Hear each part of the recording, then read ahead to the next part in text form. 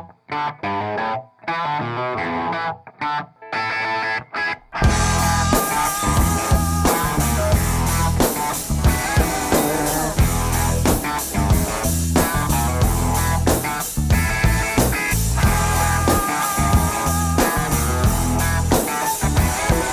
sou da geração putz putz. Eu nasci em 86. Cresci vendo os caras com a mão no ouvido, riscando finis e fazendo ruído.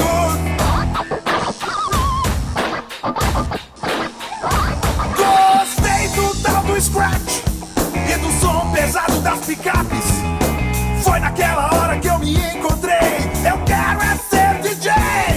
DJ, DJ, DJ, DJ.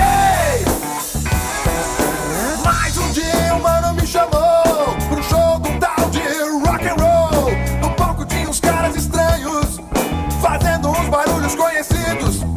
Um cara com uma porção de tambores e outros com cordas amarradas em cabos compridos.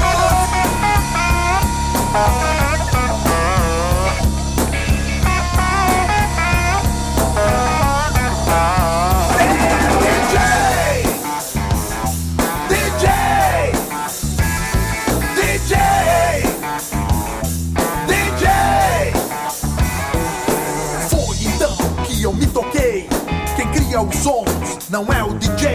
O peso do rock me conquistou e foi o meu brother quem me salvou. Acabou-se o meu conflito, não quero mais ser piloto de disco. O DJ não toca nada, o DJ agora eu sei. O DJ não toca nada, o DJ aperta o play. O DJ não toca nada, o DJ agora eu sei. O DJ não toca nada, o DJ aperta o play.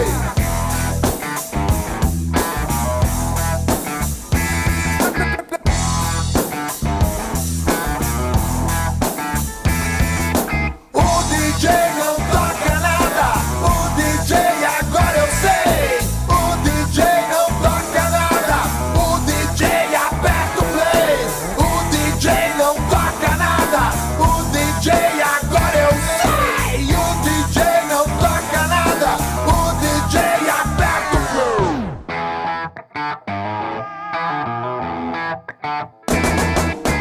Aperte o play, DJ.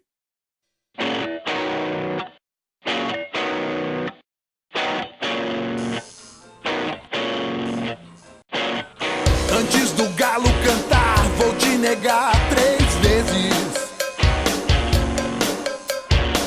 Eu sou cheio de virtudes, mas sem grana fico louco. Eu digo que não me vendo, mas qualquer drink me compra. Não quero roupas nem carros, mas sou ministro na zona. Cuidar da economia, encher o bolso de grana e ir pro bar. Beber até cair e pagar pra quem quiser me acompanhar. Quando eu penso no bar,